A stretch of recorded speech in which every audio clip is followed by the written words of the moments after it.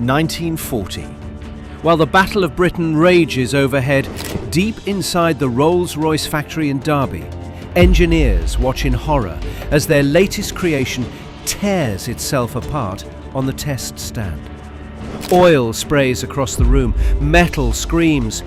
Another connecting rod has snapped. This wasn't supposed to happen. The Rolls-Royce Vulture, 24 cylinders of raw power arranged in an X configuration that had never been attempted on this scale. On paper, it was the engine that would give Britain air superiority. In reality, it became the biggest engineering disaster in Rolls-Royce history. But here's the shocking truth that remained classified for decades. The Vulture wasn't just abandoned because of its problems. It was sacrificed to save the Merlin, a decision that may have cost Britain years of technological advancement and countless lives. Today, we're uncovering the secret story of the engine that could have changed the entire course of World War II.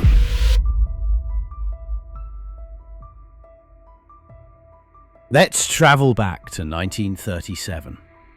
While the world sleeps uneasily, knowing war is coming, Rolls-Royce engineers are working on something that will either revolutionize aviation or destroy the company's reputation forever. The specifications are ambitious beyond anything they've attempted before. 24 cylinders, 4 banks of 6, an X configuration that would pack enormous power into a relatively compact package. The design called for a 1,750 horsepower, making it one of the most powerful aircraft engines ever conceived. But this wasn't just about power, it was about Britain's survival in a coming war. The Air Ministry's demand was blunt. Engines strong enough to haul giant bombers with record bomb loads to Germany and back. Twin-engine designs couldn't cope. Britain needed 4 engine bombers, powered by engines so potent that 2 could replace 4.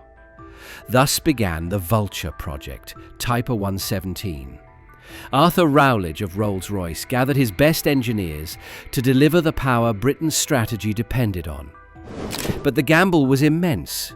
The Avro Manchester, Hawker Tornado and other designs were already locked to this unproven engine. Failure meant not just technical trouble, but strategic collapse before the war truly began. The Vulture's design was daring. 24 cylinders in an X around a single crankshaft, balancing forces, cooling buried cylinders, lubricating rods under crushing stress. Every challenge pushed the limits of metallurgy and physics. Yet Rolls-Royce had faith, decades of mastery, and the Merlin's success gave hope. But as events would prove, experience with the familiar was poor preparation for what the Vulture demanded.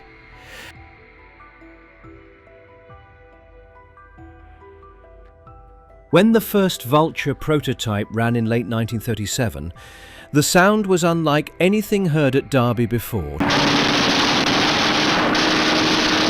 24 cylinders firing in perfect sequence created a mechanical symphony that promised revolutionary performance. Initial test results seemed to validate the design. The engine was producing close to its targeted power output, running smoothly and showing the kind of fuel efficiency that would make long-range operations possible. But we need to understand what made the Vulture so revolutionary and so dangerous at the same time. The X-24 configuration wasn't just unusual, it was unprecedented. The engine suffered from an abbreviated development period because Rolls-Royce suspended Vulture development in 1940 during the Battle of Britain to concentrate on the Merlin. But even before that suspension, engineers were discovering problems that had no obvious solutions. The concept looked brilliant. 4 banks of 6 cylinders on a single crankshaft, giving a compact engine with superb power-to-weight ratio. But 24 rods had to share that crank without colliding, and the buried inner cylinders resisted cooling and lubrication. What worked in a Merlin V12 became a nightmare in the Vulture's X-24. The failures came fast. Bearings seized from oil breakdown, rods snapped, engines overheated. Worst of all, breakdowns were erratic. An engine could run 50 hours before suddenly destroying itself. Engineers tried redesigns, new bearings, altered cooling, even lowering output. Nothing cured the flaws. Power was capped at 1450 to 1550 horsepower, far short of the 1750 promised, with reliability still dismal. Later documents revealed the grim truth. The X-24 itself was likely unworkable with 1930s metallurgy, yet the project staggered on, driven by politics and sunk costs. Too much of Britain's bomber programme depended on an engine that may never have been viable.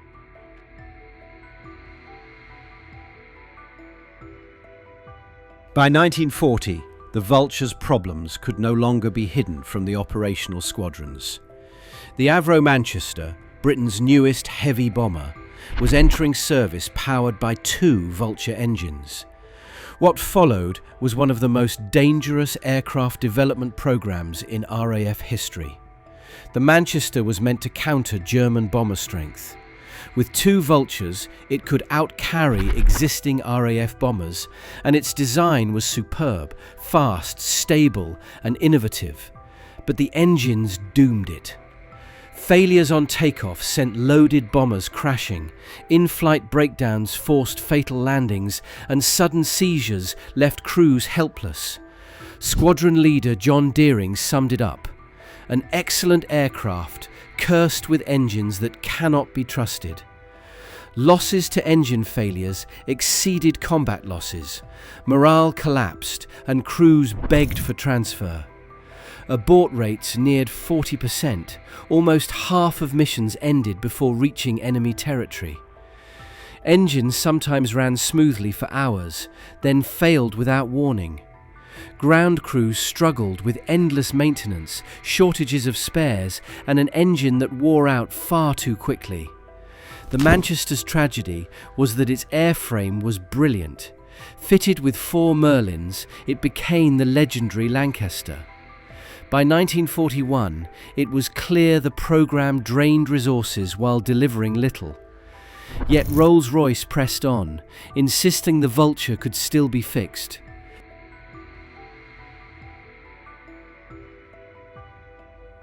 In late 1940, with Britain standing alone against Nazi Germany, Lord Beaverbrook made one of the most controversial decisions in aviation history.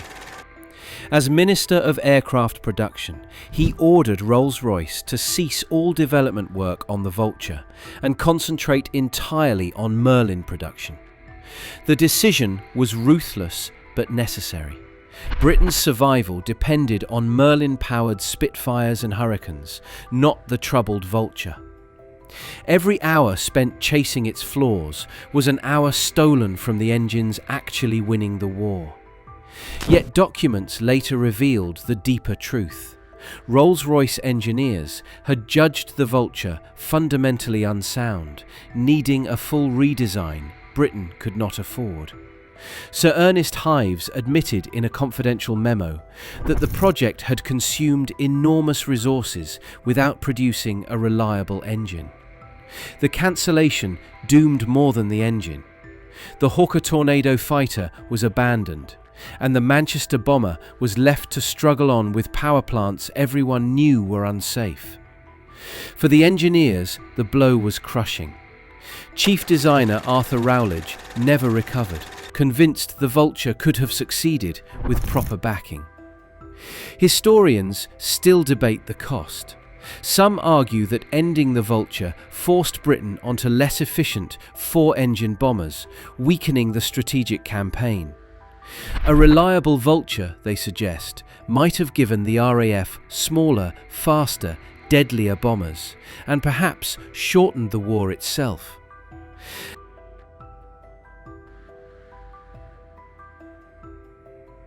After the war, when classified documents became available and engineers could speak freely about the Vulture project, a clearer picture emerged of exactly why the engine failed. The technical autopsy reveals design flaws that were probably insurmountable with 1940s technology, but might have been solvable with more development time and resources. The Vulture's fatal flaw was lubrication. In its X-24 layout, oil didn't follow predictable paths. Some bearings were starved, while others drowned. Failures weren't random, they were the direct result of oil never reaching critical surfaces.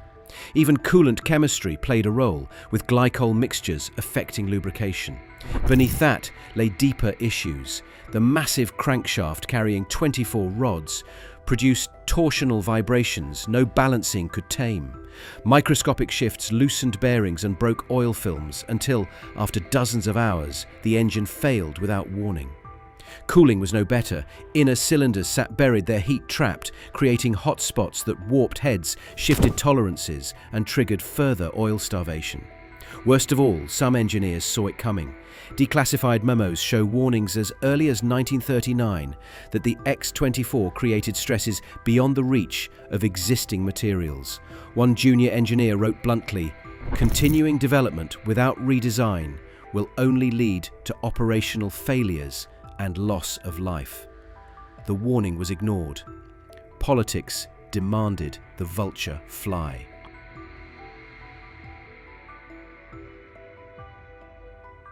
The most haunting aspect of the Vulture story isn't what happened, but what might have happened if the engine had been developed successfully.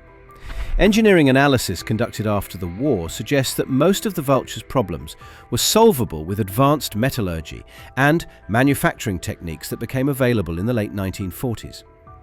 Had it worked, the Vulture could have transformed the air war.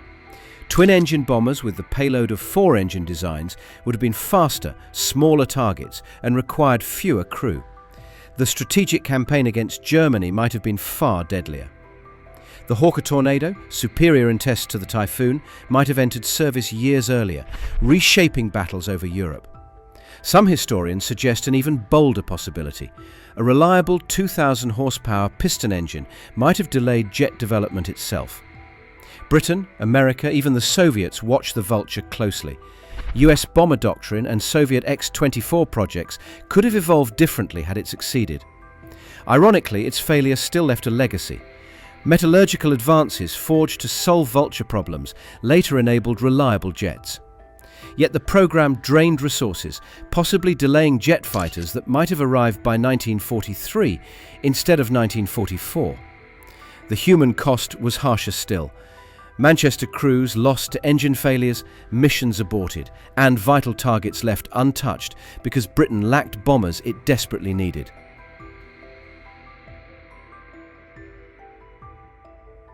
For decades after the war, the true story of the Vulture remained hidden in classified files and company archives. Rolls-Royce had every incentive to minimise the scale of the disaster, while the government preferred not to publicise how close Britain had come to strategic failure due to a flawed engine programme. The official histories mention the Vulture only briefly, usually describing it as a promising design that was cancelled due to wartime priorities. The reality of catastrophic bearing failures, operational aircraft lost to engine problems, and crews killed by mechanical failures was carefully sanitised from public accounts. Declassified documents revealed the full cost. The Vulture consumed resources equal to 3 new engines, draining money and talent from more urgent projects.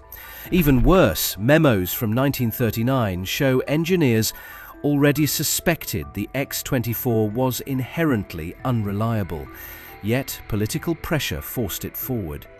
The cover-up was deliberate. Squadron commanders downplayed failures in official reports, while accident investigations were classified to hide how many aircraft were lost to mechanical faults. Sir Arthur Sidgreaves later admitted cancelling the Vulture was the hardest decision of his career, but Britain simply couldn't spare the time or resources to fix it. The failure scarred British aviation. Officials became wary of ambitious designs, slowing innovation for decades. At Rolls-Royce, the disaster left engineers more cautious, their confidence shaken by a project that killed aircrews and wasted vast resources. Yet, the Vulture became an enduring lesson. Engineering schools taught it as a case study in how politics can overrule technical sense. Today, only a few wreck-recovered engines remain in museums, a reminder of aviation's greatest what-if.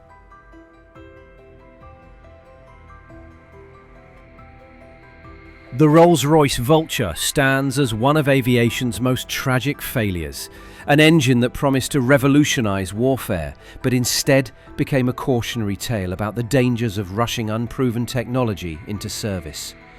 Yet the story of its failure may be as important as its success might have been. The Vulture's cancellation forced Britain to rely on proven but less capable engines for crucial years of the war. The strategic bombing campaign was delayed and made less efficient. Fighter development was pushed in different directions. The entire trajectory of British aviation was altered by the failure of 24 cylinders arranged in an X. But the failure also taught invaluable lessons: the importance of thorough testing before committing to production, the danger of allowing political pressure to override engineering judgment, the need for realistic assessment of technical risk in military procurement.